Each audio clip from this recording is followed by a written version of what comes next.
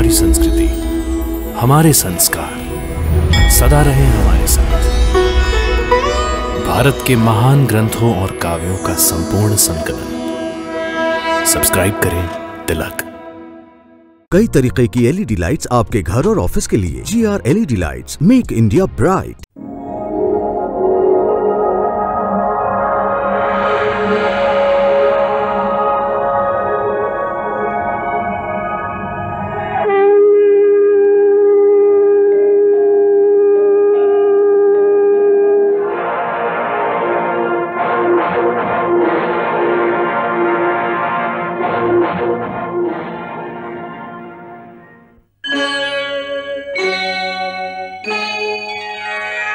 कृष्णा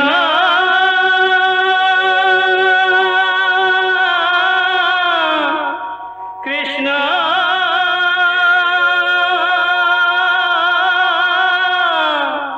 हरे कृष्णा हरे हरे।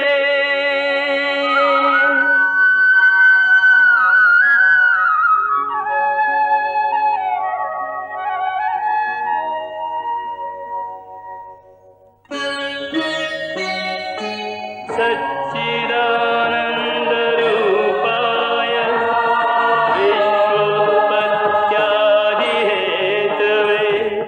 तापत्रयविनाशाय श्रीकृष्णाय वयं नमः।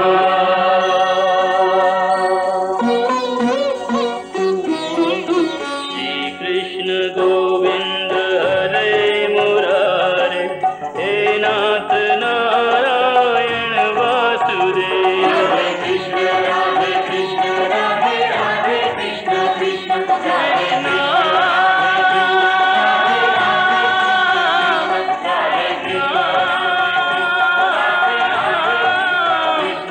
राधे कृष्ण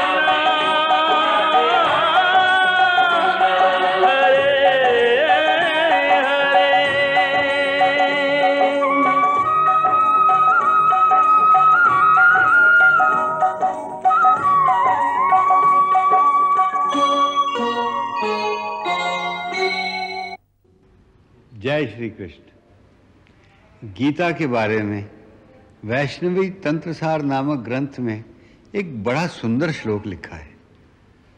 सर्वोपनिषदो गावो दोग्धा गोपाल नंदना, पार्थो वत्स सुधी भोक्ता दुग्धा गीतामृतं महत्। अर्थात सारे उपनिषद गौवें हैं। उन शास्त्र रूपी गौओं के स्तनों से जो ज्ञान रूपी दूध निकला है वही गीता है। और इस गीता रूपी दूध को दोहने वाला ग्वाले का पुत्र कृष्ण है। अर्जुन बछड़ा है जो कृष्ण रूपी ग्वाले की मदद से गीतामृत रूपी दूध पी रहा है। वास्तव में गीता ज्ञान, भक्ति और कर्म की एक गंगा है जो युगों युगों से इस धरती पर बह रही है। गीता की उत्पत्ति एक बड़े ड्रामेटिक मोमेंट में हुई थी। ये वो क्षण था जब कौरवों और पांडवों की महान सेनाएं युद्ध के लिए कुरुक्षेत्र के मैदान में एक दूसरे के सामने आकर डट गई थी। और पांडवों के सर्वश्रेष्ठ योद्धा अर्जुन ने अचानक युद्ध करने से इनकार कर दिया था।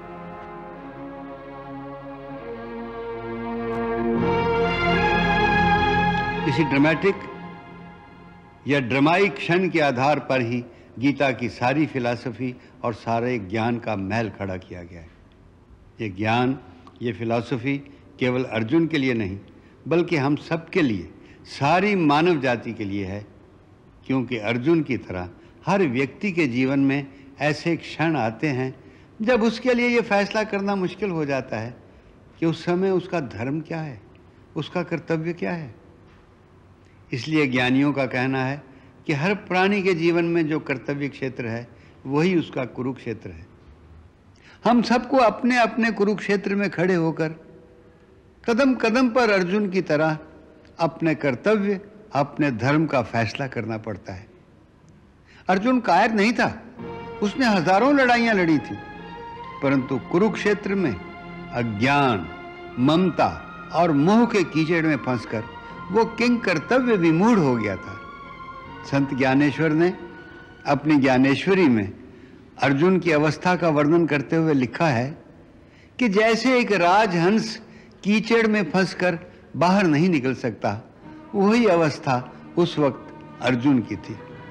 वास्तव में अर्जुन हर उस जीवात्मा का प्रतीक है जो जिज्ञासु है, जो जीवन की राह पे चलता हुआ अपनी मंजिल का रास्ता ढूंढ रहा है।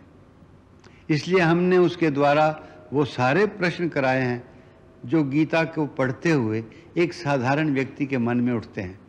भगवान श्री कृष्ण जो जीवन दर्शन, जो फिलॉसफी ऑफ लाइफ अर्जुन को बता रहे हैं, उसका समर्थन भगवान शिव के द्वारा भी कराया गया है। भगवान शिव स्वयं भगवान श्री कृष्ण का ही दूसरा रूप है। उनके मुखारविंद से न केवल कुछ गूढ़ विषयों की सरल व्याख्या करने का मौका मिलता है, बल्कि उनके द्वारा कुछ वो बातें भी कही जा सकती हैं जो गीता के अलावा दूसरे उपनिषदों में लिखी गई हैं और गीता की फिलॉसफी की पुष्टि करती है। इसी प्रकार धृतराष्ट्र महाभारत युद्ध का मुख्य खलनायक है। वास्तव में इस महायुद्ध का विलन वही है, क्योंकि वो राजा था। वो यदि चाहता तो युद्ध कभी ना होता। भीष्म, द्रोणाचार्य केवल राज सिंहासन की आज्ञा मानते, दुर्योधन की आज्ञा कभी नहीं मानते।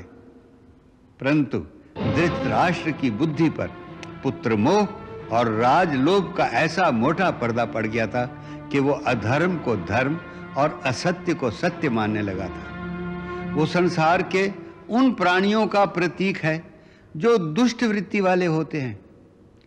धृतराष्ट्र का चरित्र ये साबित करता है कि जब मोह, लोभ और ईर्ष्या का पर्दा किसी मनुष्य की बुद्धि पे पड़ जाता है तो वो अच्छी बातों और अच्छे कर्मों को बुरी साबित करने की कोशिश करता है। उसका स्वार्थ उसे धृतराष्ट्र की तरह अंधा बना देता है।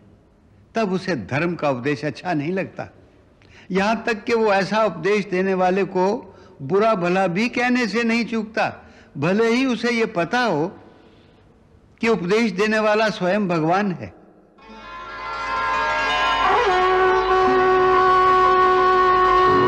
उसे भगवान श्री कृष्ण ने जब वो शांति दूत बनकर आए थे समझाया था कि युद्ध को तुम रोक सकते हो। बताइए महाराज, बताइए, क्या आप पांडवों को उनके अधिकार से वंचित रखना चाहते हैं? बोलिए महाराज, बोलिए। बोलिए महाराज धृतराष्ट्र, यह समय मौन रहने का नहीं है। दुर्योधन का पांडवों के प्रति यह द्वेष, यह हठीला स्वभाव स्वयं अपने विनाश के द्वार को खटखटा रहा है, युद्ध का न्योता दे रहा है। और यदि ये युद्ध हुआ तो इसमें केवल दुर्योधन का ही नहीं, संपूर्ण कौरवों का विनाश होगा। और इस विनाश का उत्तरदायित्व आप पर होगा महाराज, आप पर। उसके अपने पिता महर्षि व्यास अंत समय में उसे समझाने आए। पांडवों का राज लौटा दो, मुझे क्षमा कीजिए। मैं तुम्हें शायद क्षमा कर भी दूं धृतराष्ट्र, परंतु कुरुक्षेत्र में जो कुछ घटने वाला है उसके लिए इतिहास तुम्हें युगों युगों तक क्षमा नहीं करेगा धृतराष्ट्र। परंतु उसने उनकी भी नहीं सुनी।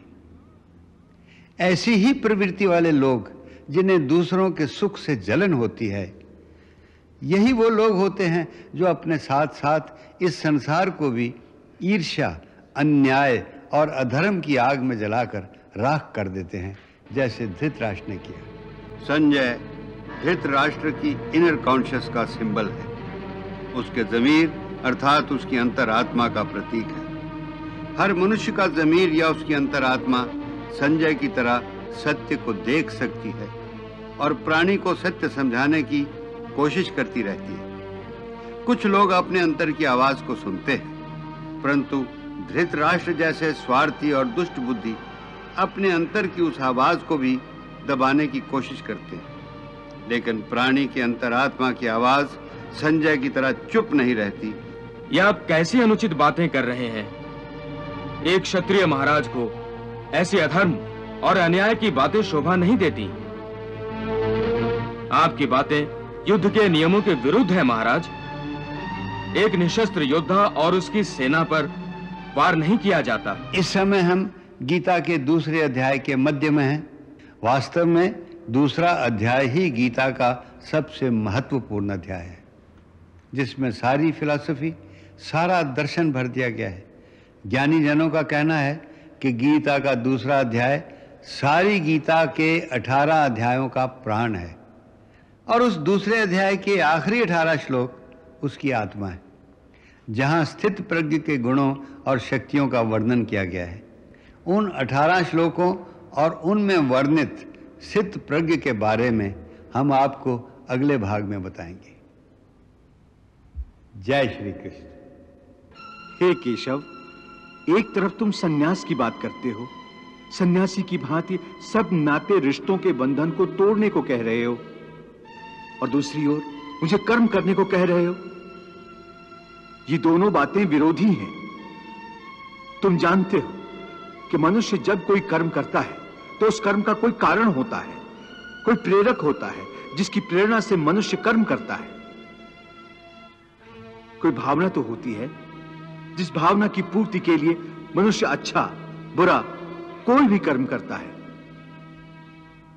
अर्थात कर्म की जड़ में एक भावना होती है, और भावना की जड़ में कोई ना कोई रिश्ता होता है, क्योंकि किसी संबंध, किसी रिश्ते के बगैर तो भावना पैदा नहीं हो सकती। अर्जुन, तुम ठीक कह रहे हो। संबंधों और रिश्तों से ही भावनाओं का स्रोत फूटता है, परंतु भावनाओं की यह नदी जल्दी सूख जाती है, बिल्कुल ऐसे जैसे आग में पानी की बूंद तुरंत ही लुप्त हो जाती है। मरने वाले की चिता के ठंडे होने से पहले ही रिश्तेदारों की आंखों के आंसू भी सूख जाते हैं। कोई 2 घड़ी आंसू बहाता है, कोई 2 दिन। बहुत रोती है तो मां, वो भी चंद दिनों में फिर संसार की माया में फंसकर अपने दूसरे कर्म में लग जाती है।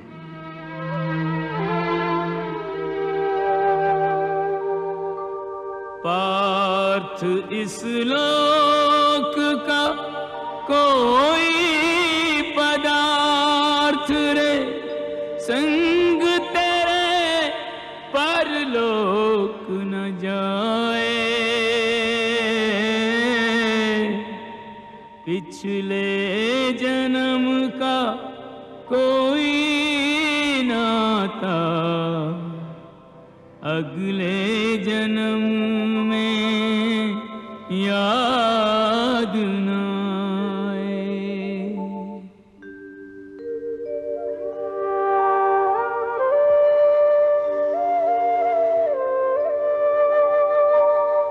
स्मृतियों का बोझा ढोने से विस्मृति का वरदान बचाए। हर जन्म के नाते याद रखे तो प्राणी पागल ही हो जाए। चार दिनों की प्रीत जगत में, 4 दिनों के नाते हैं।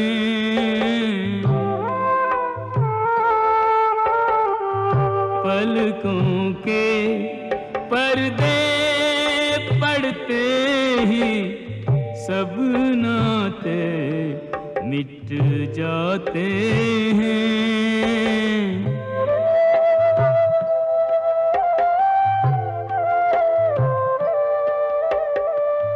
घर के स्वामी के जाने पर घर की शुद्धि कराते हैं।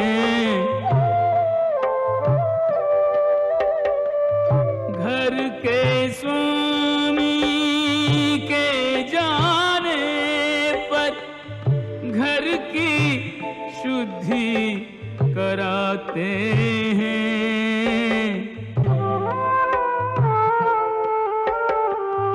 जिनकी चिंता में तू जलता वे ही चिता जलाते हैं।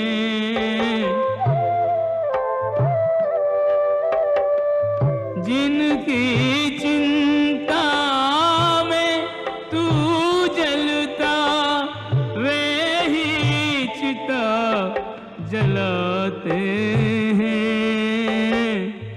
जिन पर रक्त बहाए जल सम जल में वही बहाते हैं।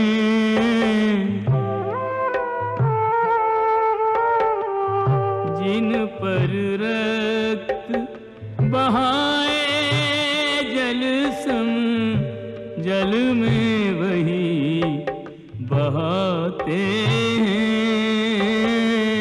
पिंड दान कर प्रेतात्मा से अपना पिंड छुड़ाते हैं।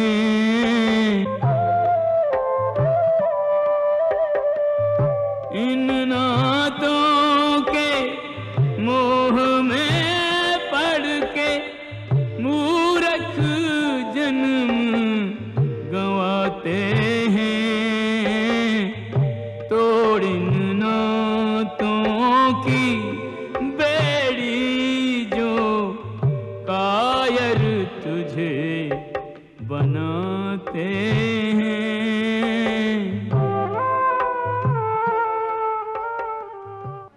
हे केशव, एक ओर तो तुम मुझे ये सिखा रहे हो कि ये रिश्ते नाते सब चंद दिनों का दिखावा है, और दूसरी ओर अभी अभी तुमने ये कहा कि संबंधों और रिश्तों से ही भावनाओं का स्रोत फूटता है। कहा था ना? हाँ। और मैंने ये कहा था कि कर्म करने के लिए किसी न किसी भावना का होना जरूरी है, और भावना के लिए रिश्ते नातों की आवश्यकता है, क्योंकि किसी न किसी रिश्ते की जड़ से ही तो भावना पैदा होती है। इसलिए यदि मनुष्य सारे रिश्ते तोड़ देगा, अपनी भावना को त्याग देगा, तो फिर वो कर्म किसके लिए करेगा? अपने धर्म के लिए। धर्म के लिए? हाँ, अपने धर्म के लिए। अर्थात धर्म के लिए भावना की आवश्यकता नहीं होती? नहीं, धर्म के लिए भावना की नहीं, बल्कि अपने कर्तव्य के ज्ञान की आवश्यकता है। इस बात की आवश्यकता होती है कि मनुष्य समझ ले कि उस परिस्थिति में उसका कर्तव्य क्या है। भावना तो कई बार कर्तव्य के रास्ते में आ जाती है, मनुष्य को कमजोर कर देती है। जैसे इस समय तुम्हारी भावनाओं के कारण तुम्हारे मन में जो मोह उत्पन्न हो गया है, वो तुम्हें कर्तव्य के रास्ते से भटका रहा है। इसलिए शास्त्र कहता है कि कर्तव्य भावना से ऊंचा है। अभी तुमने बड़े ज्ञानियों जैसे तर्क किए कि कर्म के लिए कोई प्रेरणा होनी चाहिए और प्रेरणा के लिए कोई भावना आवश्यक है। ये सारे तर्क मोह जनित हैं। रिश्ते नातों के मोह ने तुम्हारी बुद्धि को धूमिल कर दिया है, इसलिए तुम्हें सत्य दिखाई नहीं दे रहा। इसलिए इस समय तुम्हें धर्म स्पष्ट दिखाई नहीं देता। धर्म क्या है? धर्म की व्याख्या क्या है? इस बात का निर्णय कौन करता है? हे मधुसूदन, वो कौन है जो धर्म का विधान बनाते हैं? हे अर्जुन, हर प्राणी अपने धर्म का विधान स्वयं बनाता है। मैं समझा नहीं केशव। देखो पार्थ, धर्म का जो विधान किसी दूसरे ने बनाया हो, वो तुम्हारा धर्म नहीं हो सकता। तुम्हारा धर्म वही है जिसे तुमने स्वयं बनाया हो, जिसे तुम्हारी आत्मा ने स्वीकार किया हो। धर्म व्यक्तिगत चीज है जिसका फैसला व्यक्ति को स्वयं करना पड़ता है। मैं अब भी नहीं समझा केशव। देखो पार्थ, मैं एक उदाहरण देकर समझाता हूं। किसी के गांव पर डाकू हमला करके गांव की लड़कियों का अपहरण कर रहे हैं।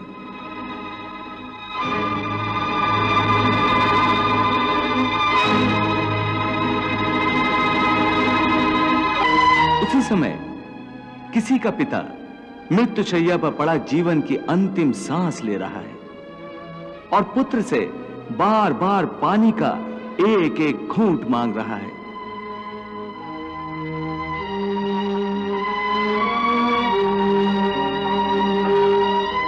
उस समय उस व्यक्ति का क्या धर्म है? वो मरते हुए पिता के कंठ में अंतिम समय गंगा जल की बूंद बूंद टपकाता हुआ अपने पुत्र धर्म का पालन करे, या उसके गांव की लड़कियों पर जो संकट आ गया है उनकी रक्षा के लिए तलवार उठाकर उन डाकुओं का मुकाबला करे और आवश्यक हो तो जान भी देकर अपने गांव की इज्जत बचाए।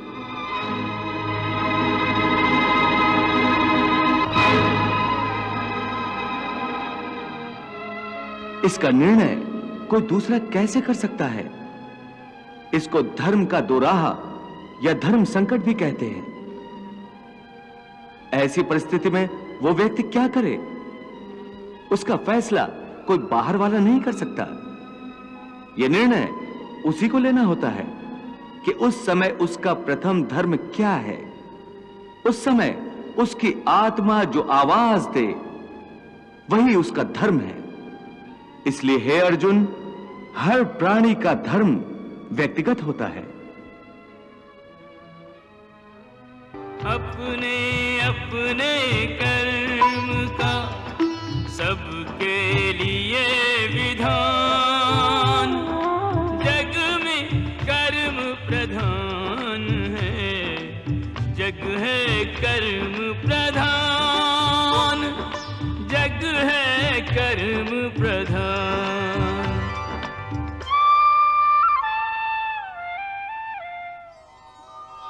हे पार्थ, मैंने यहां तक जीवन मृत्यु की वास्तविकता बताई है कि केवल शरीर ही नश्वर है, आत्मा अनंत और अनश्वर है जो शरीर के मारे जाने पर भी नहीं मरती है। न जायते मृत्यते वा कदाचिन, नायं भूत्वा भविता वा न भूयः, अजो नित्यः शाश्वतो अयं पुराणो, न हन्यते हन्यमाने शरीरे। जो इस आत्मा को मरने वाला समझता है या जो इसे मारने वाला समझता है वो दोनों ही अज्ञानी हैं, क्योंकि आत्मा न तो किसी को मारता है और न किसी के द्वारा मारा जा सकता है। इसलिए किसी के मरने या मारने का शोक किए बिना तू अपना कर्तव्य कर। तेरा धर्म युद्ध करना है, तू अपना धर्म समझकर युद्ध कर। युद्ध युद्ध युद्ध, ये श्री कृष्ण आखिर कब तक युद्ध करने की माला जपता रहेगा? यदि अर्जुन युद्ध करना नहीं चाहता तो उसे इस तरह युद्ध करने के लिए विवश करना क्या उचित है? उचित तो यह भी नहीं है महाराज कि कोई योद्धा युद्ध भूमि पर जाए और युद्ध करने से ही इनकार कर दे। ये तो ऐसा ही हुआ कि कोई माझी नाव में सबको बैठाकर बीच समुद्र में ले जाए और फिर कहे कि मैं अब ये पतवार रख देता हूं, अब नाव नहीं चलाऊंगा। तो इससे कृष्ण को क्या नुकसान? आत्मा को अमर बताकर भावनाओं की वर्षा में भीगे हुए अर्जुन के कोमल मन को क्यों पत्थर बना रहा है? यदि आत्मा अमर है तो क्या यह आवश्यक है कि युद्ध करके युद्ध भूमि को हजारों लाखों लाशों से ढक दिया जाए? इससे किसी को क्या लाभ पहुंचेगा? महाराज, युद्ध में हानि तो कौरवों और पांडवों दोनों को ही उठानी पड़ेगी, परंतु इस युद्ध का अंतिम लाभ किसे पहुंचेगा ये तो युद्ध के बाद ही पता चलेगा। और यदि अर्जुन के हथियार रख देने के कारण युद्ध ही न हो तो इसका लाभ निश्चित ही। हाँ महाराज, तब तो निश्चित ही इसका लाभ कौरवों को पहुंचेगा और उन्हें पांडवों को उनका राज लौटाना नहीं पड़ेगा। ठीक है, ठीक है। हे मधुसूदन, तुम बार बार इस बात पर जोर दे रहे हो कि मन पर पूरी तरह काबू पा लो तो मुक्ति के द्वार खुल जाएंगे, परंतु मन को वश में करने का कोई सरल साधन भी है? साधन तो अवश्य है, सरल भी है, परंतु बड़ा दुष्कर भी है। सरल भी, दुष्कर भी, इसका क्या अर्थ है केशव? इसका अर्थ है कि यदि तुम धीर मति वाले हो, दृढ़ निश्चय वाले हो, तो यह काम सरल है, और यदि तुम्हारी मति धीर नहीं है तो दृढ़ निश्चय नहीं कर सकोगे, और दृढ़ निश्चय नहीं कर सकोगे तो जन्म जन्मांतर तक भटकते रहोगे। यह दृढ़ निश्चय कैसे हो सकता है? विश्वास से। किसमें विश्वास से? परमात्मा में विश्वास से, सत्य में विश्वास से, अपने धर्म में विश्वास से। जब अपने धर्म अर्थात कर्तव्य को जान लोगे तो फिर दृढ़ निश्चय होकर अपने धर्म पथ पर, अपने कर्तव्य पथ पर आगे बढ़ोगे। फिर तुम सुख दुख, हानि लाभ, जय पराजय को एक जैसा ही समझकर अपने पथ से डगमगाओगे नहीं।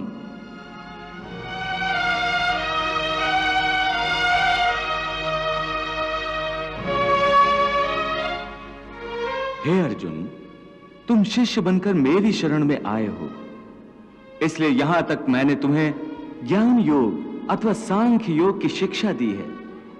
अब मैं तुम्हें कर्म योग के विषय में वो गूढ़ विधि बताऊंगा जिसके द्वारा तू कर्म करता हुआ भी कर्म के बंधनों से मुक्त रहेगा। सुख दुखे समे कृत्वा लाभा लाभो जया जयो ततो युद्धाय युजस्व नैवम पापम अवाप्स्यसि। पार्थ जय पराजय और लाभ हानि सुख दुख को कर ले स्वीकार आज तू समान भाव से। रण अलभ्य लाभ इससे वीर को न वंचित रख, तन सज्जित होने दे रण प्रदत्त घाव से। शस्त्र हैं खिलौने युद्ध भूमि खेल का आंगन, क्षत्रिय तो होते हैं युद्ध प्रिय स्वभाव से। होकर कटिबद्ध धर्म युद्ध हेतु प्रस्तुत हो, यूं तू बच जाएगा पाप के प्रभाव से। यूं तू बच जाएगा पाप के प्रभाव से। इस प्रकार सुख दुख, लाभ हानि, जय पराजय अथवा हार जीत को एक समान समझकर केवल इसलिए युद्ध करो क्योंकि इस समय युद्ध करना तेरा कर्तव्य है। और यदि इस मानसिक वृत्ति से इसे अपना धर्म समझकर युद्ध करोगे तो तुम्हें उसका पाप नहीं लगेगा। ये क्या कह रहे हो केशव कि युद्ध करके पाप नहीं लगेगा? युद्ध में तो इतनी हिंसा होगी, लाखों प्राणियों की हत्या होगी, फिर मनुष्य उसके पाप से कैसे बचेगा? यदि कोई भी कार्य निष्काम कर्म योग की रीत से किया जाए तो ना उसका पाप लगता है और ना उसका पुण्य मिलता है। निष्काम कर्मयोग? हाँ, निष्काम कर्मयोग। ये कौन सा योग है माधव जो मनुष्य को पाप और पुण्य दोनों से मुक्त कर देता है? ये एक गूढ़ विद्या है पार्थ, जो इसके रहस्य को समझ लेता है वो इस संसार में रहते हुए भी, संसार के सारे कर्म करता हुआ भी कर्म फल के बंधन से मुक्त रहता है। ये बड़ी अनोखी बात कर रहे हो केशव। मेरी बुद्धि अभी तक इसको ग्रहण नहीं कर रही। क्योंकि तुम्हारी बुद्धि पर अभी तक आसक्ति का पर्दा पड़ा हुआ है, और जो निष्काम कर्मयोग मैं बता रहा हूं उसकी बुनियाद ही निरासक्ति के आधार पर रखी गई है। हे अर्जुन, इस निरासक्ति योग को समझ लोगे तो तुम्हारे जीवन में पूर्ण शांति आ जाएगी। हे माधव, इस योग की साधना कैसे करते हैं? इस योग के नियम क्या हैं? उसकी साधना के लिए कोई हजारों वर्षों की तपस्या की आवश्यकता नहीं। इसकी साधना तो एक ही क्षण में हो जाती है। एक ही क्षण में? हाँ, एक ही क्षण में। जिस क्षण में प्राणी अपने मन का रवैया बदल लेता है, वही क्षण। परंतु हे केशव, कोई भी मनुष्य एक ही क्षण में आसक्ति को कैसे छोड़ सकता है? जब वो कर्म करता है तो उसके फल की आसक्ति तो उसे कर्म का हिस्सा होती है, जिसके अंतर्गत फल पाने की इच्छा से ही कर्म करता है। हे अर्जुन, बस यहीं से निष्काम कर्म योग की साधना शुरू होती है। अर्थात तुमने कहा कि प्राणी फल पाने की इच्छा से ही कर्म करता है, परंतु निष्काम कर्मयोग यह सिखाता है कि फल पाने की इच्छा से नहीं, बल्कि अपना कर्तव्य पूरा करने के लिए, अपने धर्म का पालन करने के लिए कर्म करो।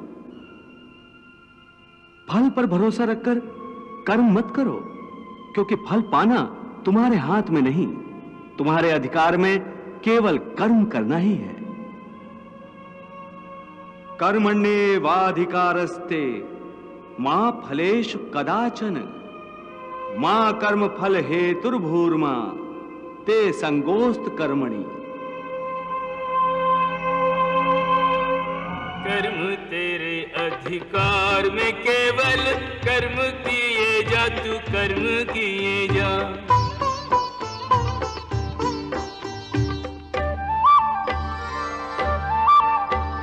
फल की इच्छा त्याग के अर्जुन, पालन अपना धर्म किए जा। किस स्थिति में क्या धर्म है तेरा, किस स्थिति में क्या धर्म है तेरा, ज्ञात तू इसका मर्म किए जा। किस स्थिति में क्या धर्म है तेरा, ज्ञात तू इसका मर्म किए जा। तेरे लिए जो धर्म है निश्चित, निष्ठा से वो कर्म किए जा। तेरे लिए जो धर्म है निश्चित, निष्ठा से वो कर्म किए जा। हे पार्थ, तुम कर्म कर सकते हो, कर्म करने का संकल्प कर सकते हो, परंतु इसका फल पाना तुम्हारे हाथों में नहीं है। हे मधुसूदन, मैं जिस काम का संकल्प करूंगा वो काम तो मैं करूंगा ही। जब भोजन करने का निश्चय करके बैठूंगा तो निवाला उठाकर मुंह में रखूंगा ही, तभी तो उसे खाऊंगा। यदि वो खाने का निवाला तुम्हारे प्रारब्ध में नहीं है तो उसे तुम मुंह तक तो ले जाओगे, परंतु उस ग्रास का एक दाना भी अपने मुंह में नहीं रख सकोगे। हे अर्जुन, केवल कर्म का संकल्प ही प्राणी के अधिकार में है, उसका फल प्राणी के अधिकार में नहीं है। वो कैसे? मैं बताता हूं कैसे। पार्थ, तनिक उस दृश्य की कल्पना कि नगर धनवान के सामने बड़े स्वादिष्ट भोजन की थाली परोसी गई है। थाली सोने की है, गर्मा गर्म व्यंजन भरे हुए हैं, जिन्हें देखकर वो बहुत प्रसन्न हो रहा है।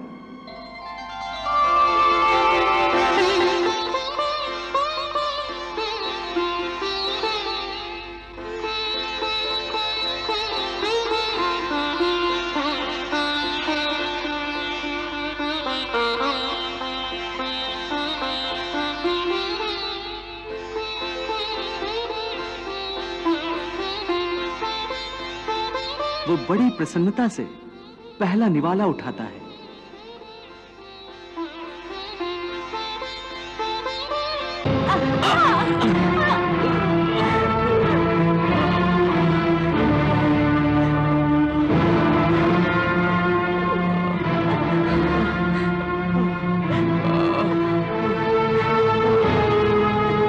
देख लिया कि प्रारब्ध में ना हो तो मुंह तक पहुंचकर भी निवाला छिन जाता है।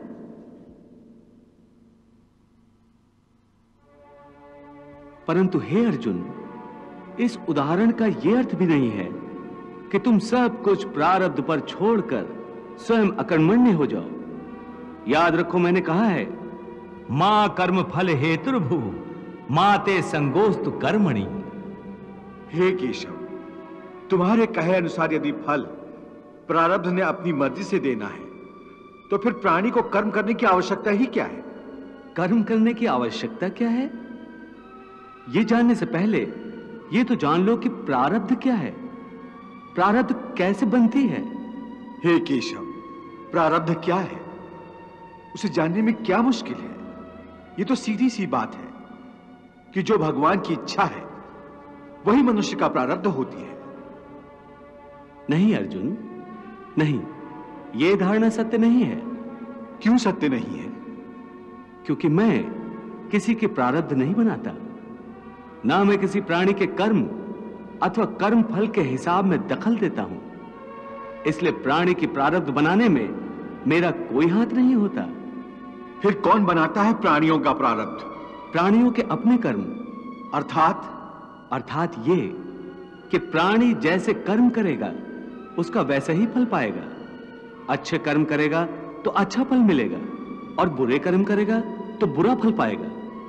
यही जो प्राणी के अच्छे बुरे कर्मों के अच्छे बुरे फल का हिसाब है, इसी को प्रारब्ध कहते हैं। अपने पुण्य कर्मों के फलस्वरूप सुख और अपने पाप कर्मों के फलस्वरूप दुख प्राणी इसी जन्म में या अपने अगले जन्म में भोगना ही पड़ता है, वो टल नहीं सकता। इसलिए अकर्मण्य हुए बिना निरंतर अपने धर्म के अनुसार कर्म करते जाओ और मन में यह पक्का विश्वास रखो कि जिस नियत के साथ तुम कर्म करोगे उसी नियत के अनुसार तुम्हें फल अवश्य मिलेगा। कर्म का यह अटल विधान है, इसमें कभी किसी के साथ अन्याय नहीं हो सकता। हे अर्जुन, प्राणी का कोई भी कर्म नष्ट नहीं होता, मनुष्य को अपने हर कर्म का फल अवश्य मिलता है। इस तरह प्राणी के कर्मों के अनुसार उन कर्मों का फल हर मनुष्य के प्रारब्ध में लिख दिया जाता है। इसी कारण हर जन्म में मनुष्य अपने ही कर्मों के बंधनों में बंध जाता है। इसी कर्म के बंधन में बंध जाने के कारण मनुष्य आवागमन अर्थात जन्म जन्मांतर के चक्रव्यूह में फंसा रहता है और उसे मोक्ष प्राप्त नहीं हो पाता। कर्म के बंधन से आवागमन या जन्म जन्मांतर का क्या संबंध है? मनुष्य अपने एक जन्म में जो कर्म करता है उन कर्मों के फल के रूप में पाप और पुण्य दोनों ही होते हैं। कभी पाप अधिक होते हैं तो कभी पुण्य। दोनों का दुख सुख भोगते हुए मनुष्य अपने नए जीवन में जो कर्म करता है उनका हिसाब पाप पुण्य के खाते में नए सिरे से लिख दिया जाता है। इस तरह इन नए कर्मों को भोगने के लिए एक और नया जन्म लेता है और जन्म जन्मांतर का यह सिलसिला लगातार चलता रहता है और मनुष्य की आत्मा का अपने परमात्मा से मिलन नहीं होता, जिसे मोक्ष कहते हैं। हे कृष्ण, इसका अर्थ तो यह हुआ कि मोक्ष प्राप्त करने के लिए मनुष्य को पाप और पुण्य से बचने के लिए कोई कर्म ही नहीं करना चाहिए, सारे कर्मों का त्याग करके सन्यासी बन जाना चाहिए। कोई भी मनुष्य अकर्मण्य नहीं हो सकता, कर्म तो उसे हर स्थिति में करना पड़ता है। परंतु सन्यासी तो कर्म का त्याग तो करते ही हैं। हे पार्थ, सन्यासी भी कर्मों का त्याग नहीं करते, ना ही कर सकते हैं। मैंने पहले ही कहा था कि सन्यासी भी कर्म करते हैं। खाना पीना, उठना बैठना, तपस्या करना, साधना करना, ये सब भी तो कर्म ही है। कर्म से कोई कैसे मुक्त हो सकता है? अकर्मण्यता श्राप है, कर्म योग वरदान। कर्म किए बिन जगत में प्राणी मृतक समान, प्राणी मृतक समान। यदि प्रारब्ध ही सब कुछ है तो कर्म की आवश्यकता क्या है।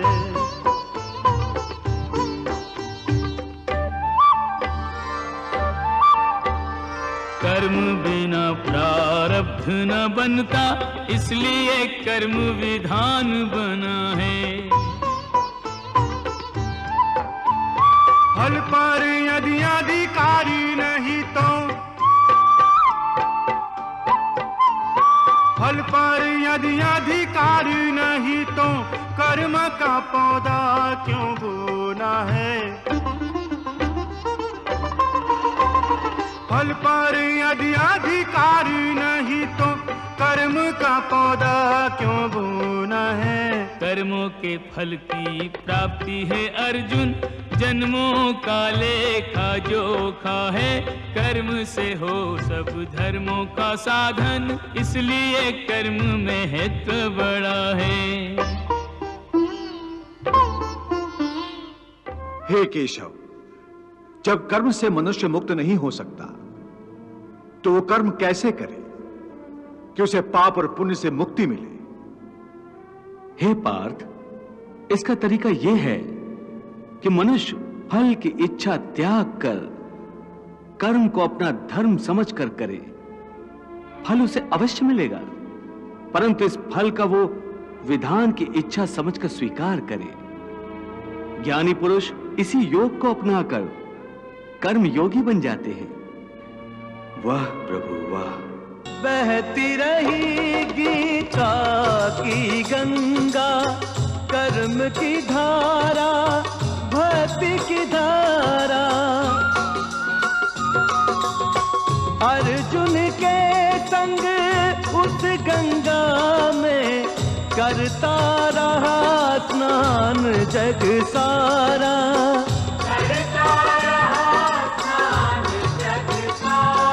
सब धर्मों के भेद भुला के एक मेरा शरणागत हो जा। मैं हर पाप से मुक्ति दूंगा, शोक न कर मेरी भक्ति में खो जा। शोक न कर मेरी भक्ति में खो जा। धर्म अधर्म के भेदों से न्यारे, अमर है गीता के बोल सारे। हे नाथ नारायण वासुदेव, श्री कृष्ण गोविंद हरे मुरारे। हे नाथ नारायण वासुदेव, विद्युमात स्वामी सखा हमारे। विद्युमात स्वामी सखा हमारे। हे नाथ नारायण वासुदेव, श्री कृष्ण गोविंद हरे मुरारे। हे नाथ नारायण वासुदेव। हरे कृष्ण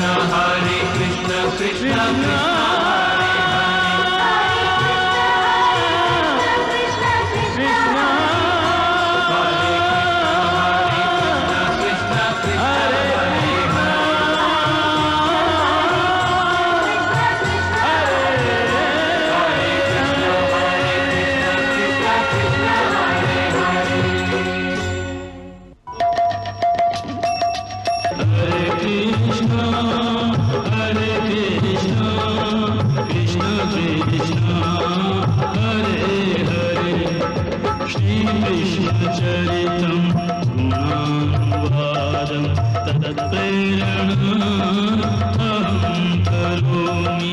मम भावगीतं हृदयस्य प्रीतं त्वत्पद्मपादे समर्पयामि।